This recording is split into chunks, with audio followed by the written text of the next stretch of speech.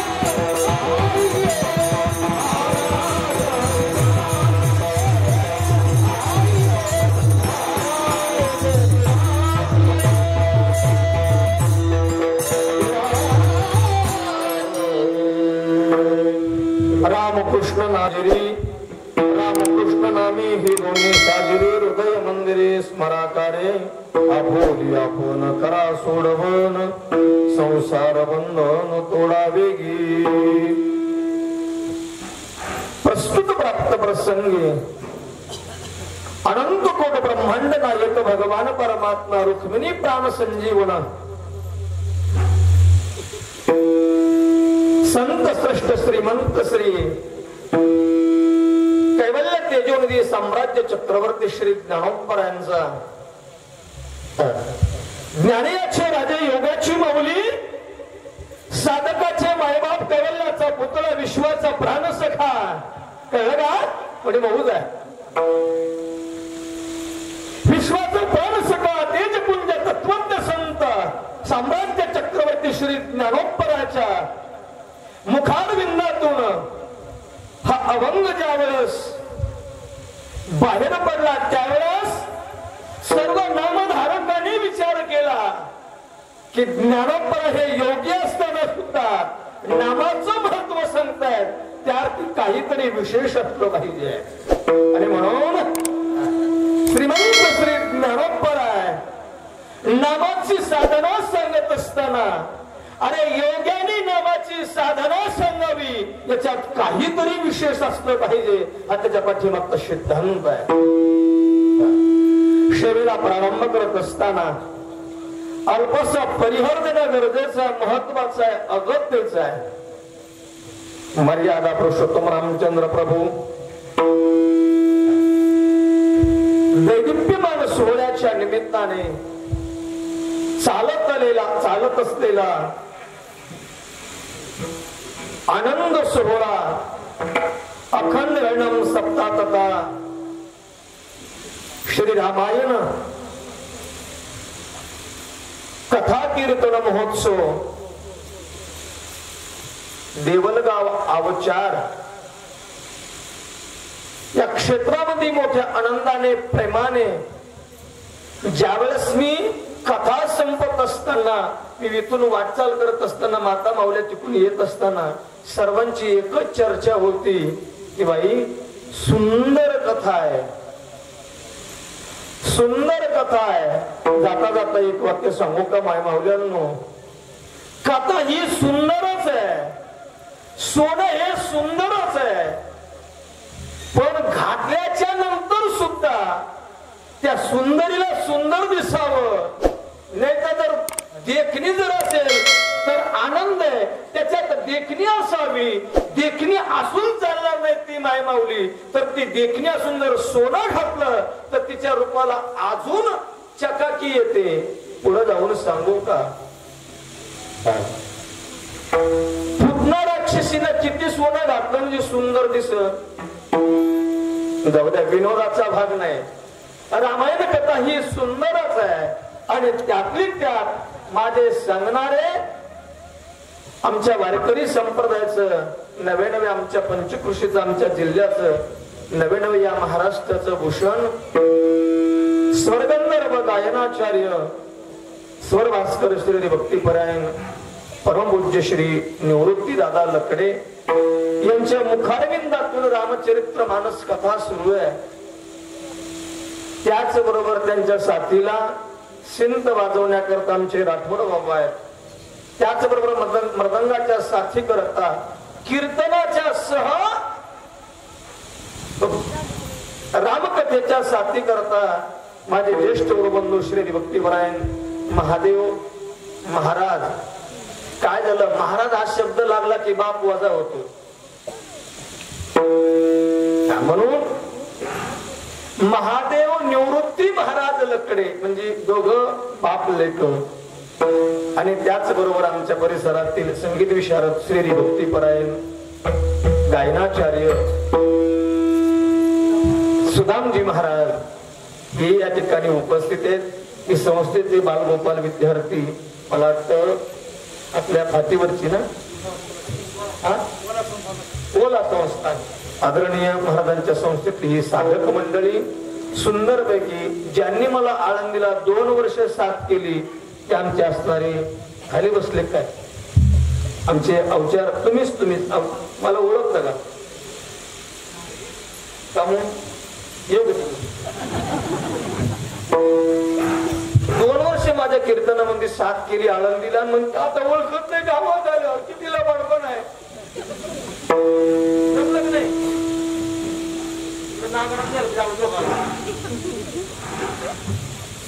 श्री क्षेत्र आळंदी मध्ये 2 वर्षापासून सेवा करतोय. ही सर्व मंडळी समाधी सोहळ्याच्या अगोदर 3-4 दिवसांनी हजर असते. त्याच्यामध्ये बरेचसे चेहरे पाहिले. तिने म्हणले महाराज आमच्या गावाला तुम्हाला यावं लागल. म्हणलं तुम्ही व्यवस्थित पाहून पण केलं तर येऊ. ही सर्व मंडळी कीर्तन ऐकल्याच्या नंतर 2 वर्षापासून तळमळ चालू आहे. पण आज 3 वर्षी तुमची तर कीर्तनकाराचा कळस होता. समाधान महाराज शर्मा ही जागतिक लेवलची कीर्तनकार होती. अहो कहा राजा भोज और कहा गंगू तेली, सर्वसाधारण कीर्तनकार.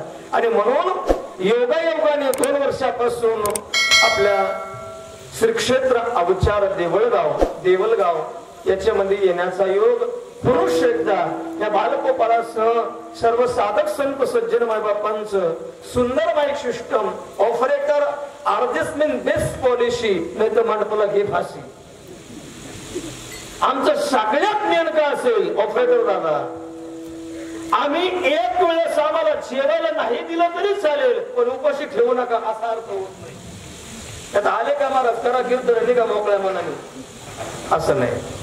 आमचं हृदय काय असेल तर ते फक्त माईक सिस्टम आहे. आणि म्हणून सुंदर माईक सिस्टम, सुंदर डेकोरेशन. माझ्या माऊल्या सुद्धा व्यवस्थित बसतात. माझी असणारी पुरुष मंडळी सुद्धा व्यवस्थित बसली, काही लांब बसली, काही जवळ बसली. असं असू द्या, त्याचा असताना पहिल्या दिवसाचं कीर्तन आहे, चालतच असतं, बोलतच असतं. जसं मंडप रवायला सगळे नसतात, अक्षता टाकायला सगळे असतात. मुलीच्या लग्नाला मंडप रवायला सगळेच नसतात पण अक्षता टाकायला सगळे येत असतात. जसं जसं सप्ताह जवळ येईल तसं तसं म्हणतात. एवढी परिस्थिती असते. ही गायक वादक 4-5 दिवस राहतात. मग यांनी एका बॅगा भरल्या की बस स्टँड कडे निघतात. काला झाल्याच्या नंतर तो महाराज 8 दिवस झाले, चल ना आता घरी चहा घ्यायला. सुंदर म्हशीचं घट दूध आणलंय. बाबा 8 दिवस कुठे गेला होता? बस स्टँडला गेल्यावर चहा प्यायला. म्हणजे ती त्याच्यात नूतनता निर्माण होती, त्याच्यात समाधान निर्माण होतं, त्याच्यात चेतन निर्माण होतं.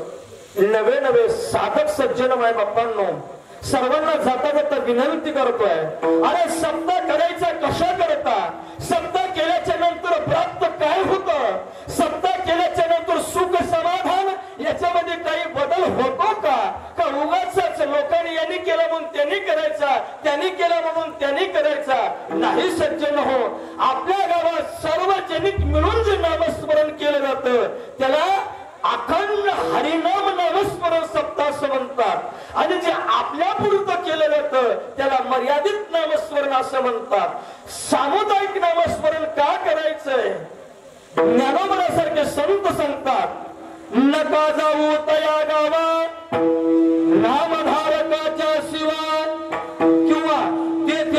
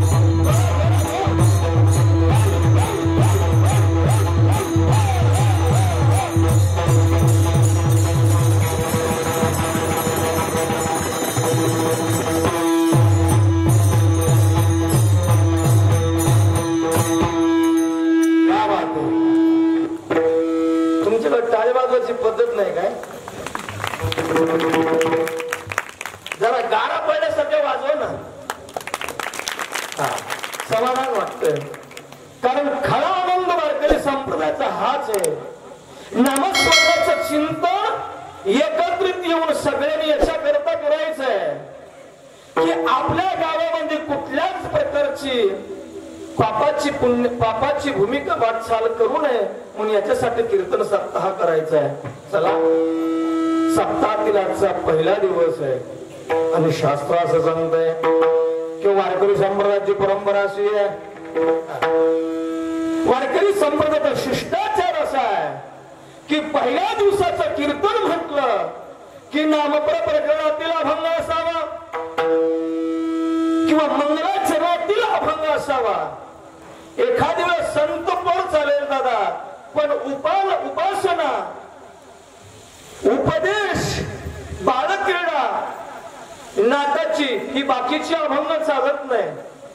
जसं सुंदर ते ध्यानाचा अभंग आहे. रूप पाहतालोचनी, रूपाचं स्वरूप सांगितलंय. सदा नाम घोष, नामाचं चिंतन सांगितलंय.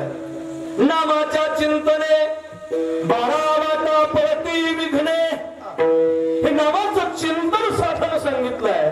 आणि म्हणून वारकरी संप्रदायाचा शिष्टाचार आहे, वारकरी संप्रदायाची परंपरा आहे, वारकरी संप्रदायाची तेजपुंजता आहे आणि वारकरी संप्रदायाची लौकिकता आहे की जिथे नामाशिवाय सुरुवातच होत नाही. आपण सुज्ञ शेतकरी मायबाप आहात. एखादी वेळेस एकदा का चाड्यावर मूठ ठेवली, आता चालच राहिलं नाही. आता कुठं चालच राहिलं तर चाड कुठं राहील. आता काय 2 मिनिटात डॉक्टर येतो आणि डॉक्टर होऊन मोकळा होतो. डॉक्टर 2 मिनिटामध्ये 1 एकर पेरायचं असेल तर लयतले अर्धा तास लागतोय. पूर्वी चाड्यावर मूठ ठेवली की सहज म्हणायचं माझा शेतकरी बळीराजा, गणा गणा गणपती का मला बुदे सुती.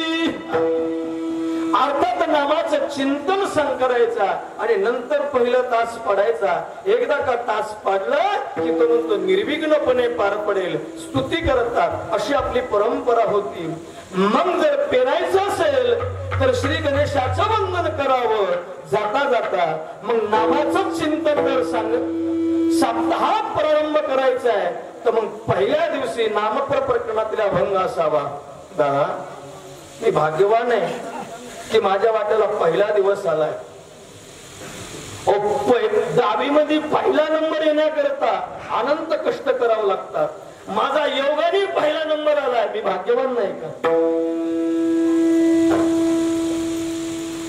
आणि म्हणून ही देऊळगावकर सर्व कार्यकर्ते, अधिकारी, पदाधिकारी सर्व लय राहतात आनंदात.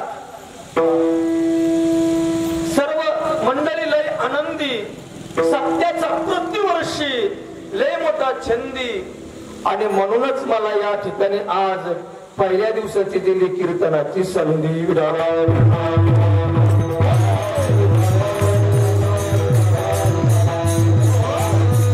अभंग ज्ञानोपराचा. ज्ञानोपरा हे योगी आहे, साधक आहे आणि तेच ज्ञानोपर आहे. नामाचं महत्व सांगत असताना त्या नामाची परिसीमा काय, त्या नामाचं तादात्म्य काय आणि त्या नामाचा उच्चार केल्याच्या नंतर आपल्याला काय फल प्राप्त होतं याचं चिंतन ज्ञानोपरा अभंगाच्या पहिल्या चरणात.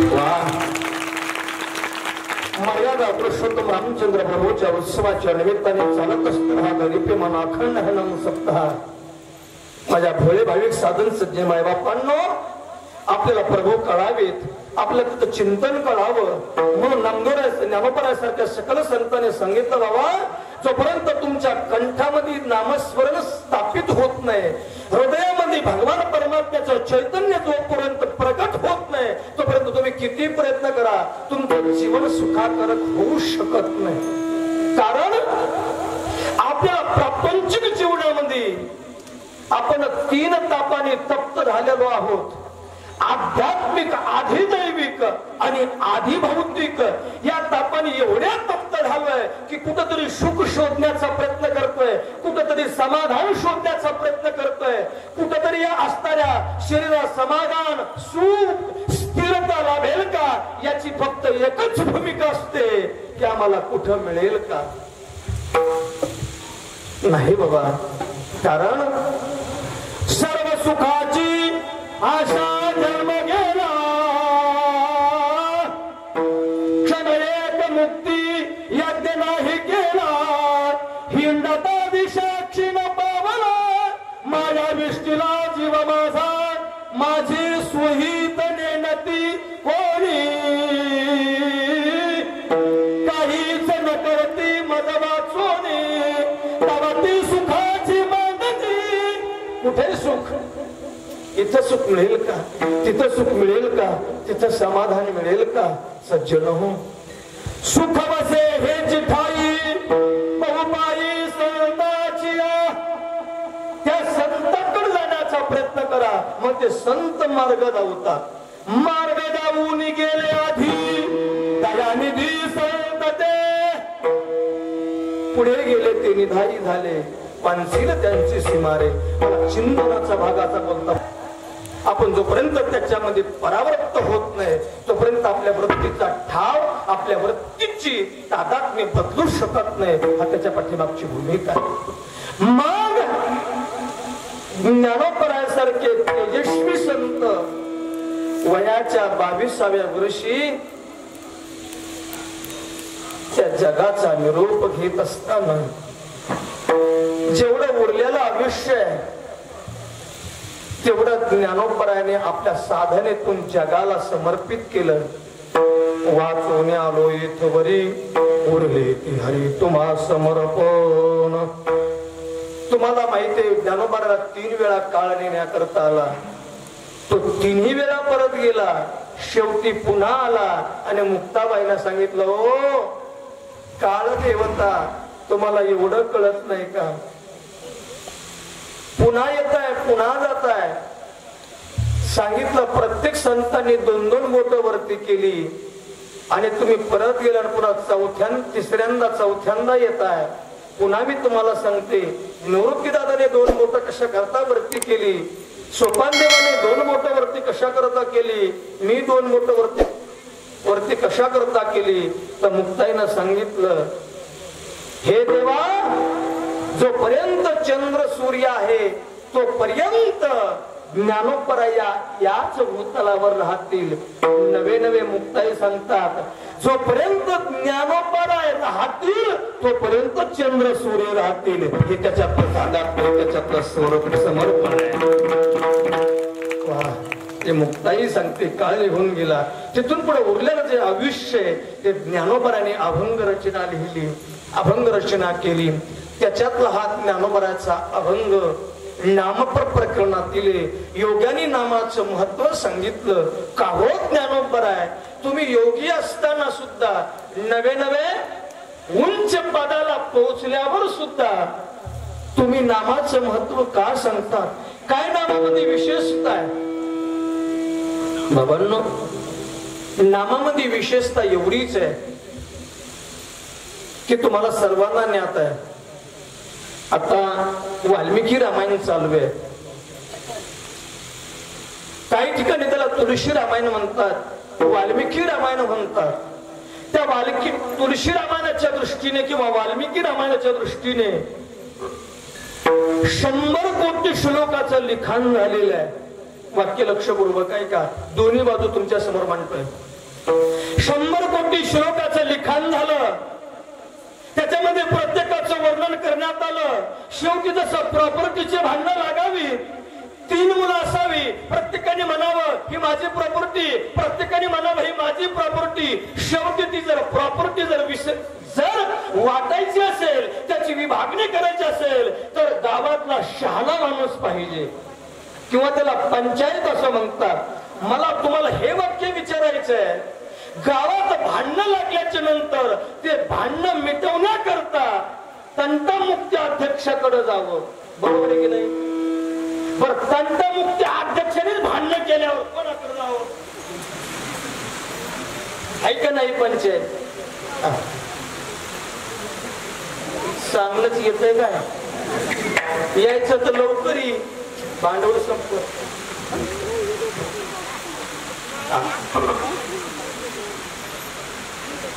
जुळलं तर या म्हणजे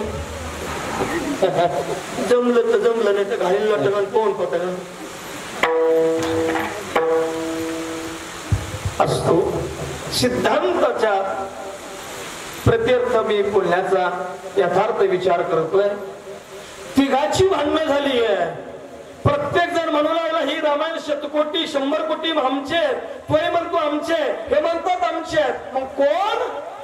तर देव, दैत्य आणि दानव मानव या प्रत्येकाची भांडणं लागली. ही मानव म्हणा लागली, माणसं म्हणा लागली आमचे असणार हे 100 कोटी रामायण आहे. दैत्य नाम राक्षस म्हणायला लागली बाबा हे आमच्या करता लिहिलंय, आमचं वर्णन केलंय, आमचं रामायण आहे. देव म्हणतात संतांनी निर्माण केलंय हे रामायण आमचंय. तिघाची भांडणं लागली. ऐका माझ्या माय माऊल्यांनो, सज्जन संत सज्जन माय बाप्पांनो, तिघाची भांडणं लागली. आता भांडणं लागल्याच्या नंतर हे मिटवण्याकरता किंवा त्याच्यावर यथार्थ असणार त्याच्यावर उत्तर देण्याकरता की त्याचा निवाडा करण्याकरता कुणाकडे जावं लागेल. म्हणून ही तिघ जण पहिले आले ते इंद्राकडे. इंद्राने सांगितलं बाबा ह्या 100 कोटी श्लोकाची विभागणी करावी आणि तुम्हाला प्रत्येकाला समांतर वाटून द्यावं, एवढा माझा अधिकार नाही का? तवती पुण्याची पावटी सरे, सवेची इंद्रपणाची उटी उतरे. मग येऊ लागा ती माघारे मृत्यू लोका, ते तम भुक्त्वा स्वर्ग लोक विशाल क्षीणे पुण्य मृत्यू लोक विशंती. माझं पुण्य संपलं की माझा इथला कार्यकाळ संपला, मी वाटण्या करू शकत नाही. त्या वाटण्याकरता ब्रह्मदेवाकडे आले. सांगितलं ब्रह्मदेवा याच्या वाटण्या करा. सांगितलं हे बाबांनो 4 तोंड होते, फक्त एकच वाटणी चुकली, एक तोंड कट झालं, 3च राहिले. देवा कुठे जायचं? शेषशाही भगवान परमात्मा समुद्रावरती गेले. भगवान तुम्ही चतुर आहात, चतुरा तो शिरोमणी गुण लावण्याची खाणी किंवा देव चतुर चतुर, तुम्ही चतुर आहात, याच्यातून विभागणी करा. सांगितलं हे वाटण्याचं काम माझ्याकडे नाही, ज्याला सृष्टी संपवता येते त्याच्याकडे जा. शिवाकडे पाठवलं नाम, महादेवाकडे आले आणि सांगितलं काय झालं? सांगितलं हे शिव, हे भोले बाबा आमचे तिघाचे भांडण हे 100 कोटी श्लोक आणले, विभागणी करून द्या. सांगितलं बसा हरकत नाही. शेवटी ते भोले बाबा विभागणी सुरू झाली 100 कोटी श्लोकाची. प्रत्येकाला दिले 99 लाख 99 त्रिक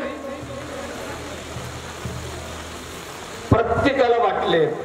100 कोटी श्लोक आहे तर प्रत्येकाला समान देत असताना आता 100 कोटी श्लोकातले श्लोकाची विभागणी करायची. 100 कोटी प्रविस्तरम एक अक्षरम कंसा.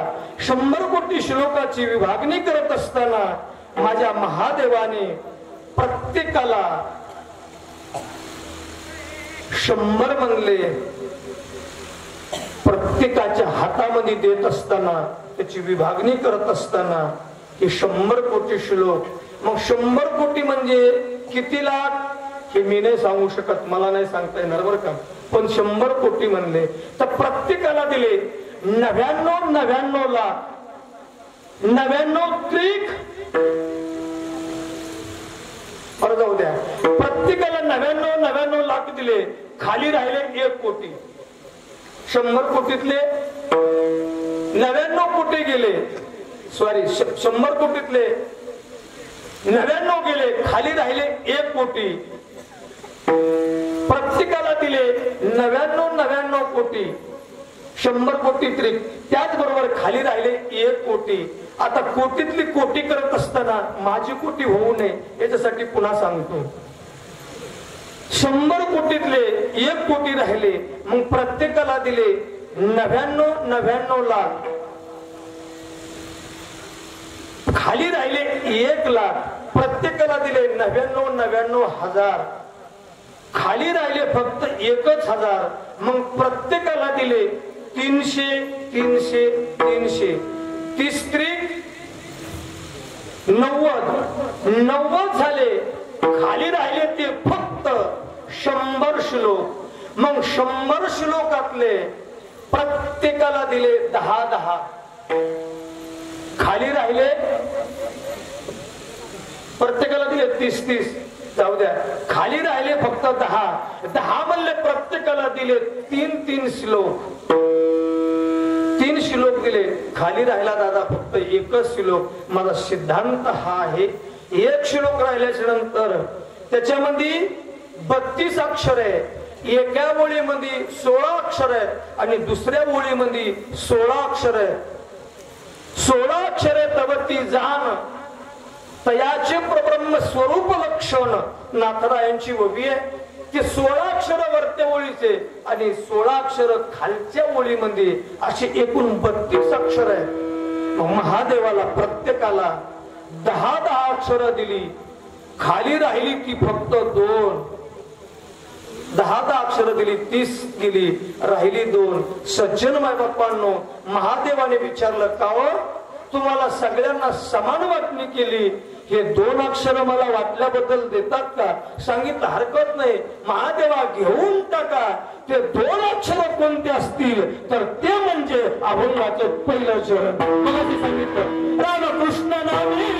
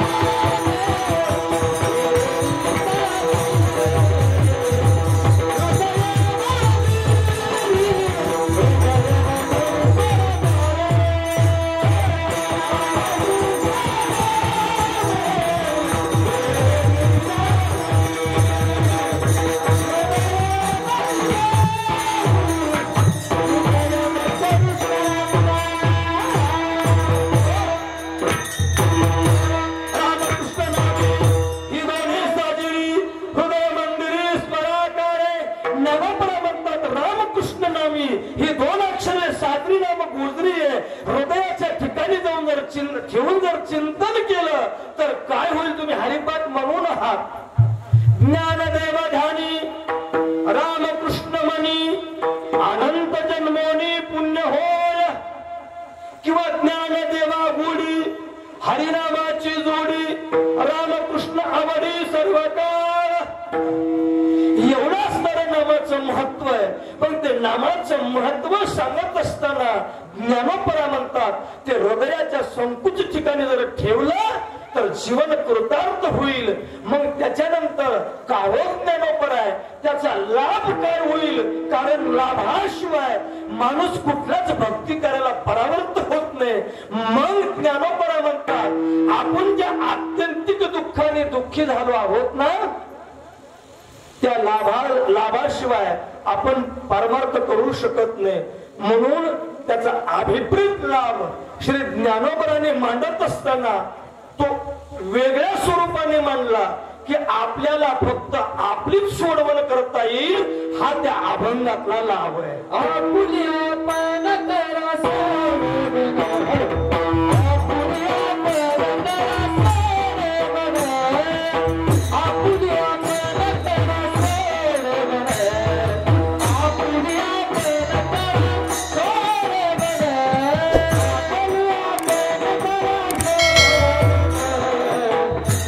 Yeah.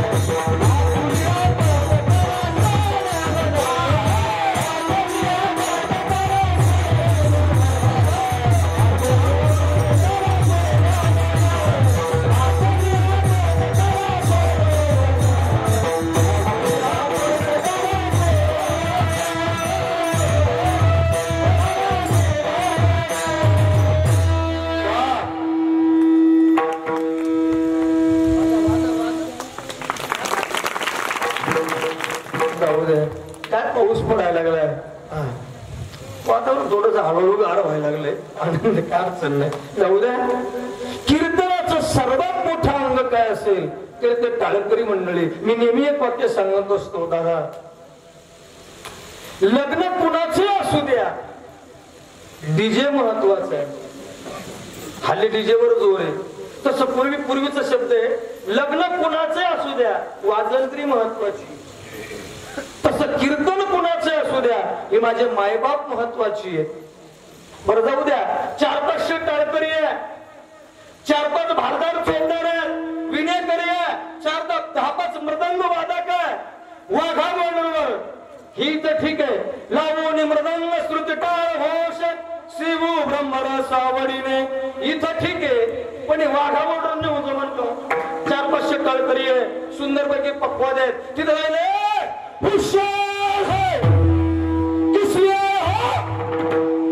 तिथं म्हणायचो कोंडू कोंडू, तिथं कोंडू कोंडू जीव धरून जमन काय. त्याने म्हणते कशासाठी आलात, बंदुका किडल हा.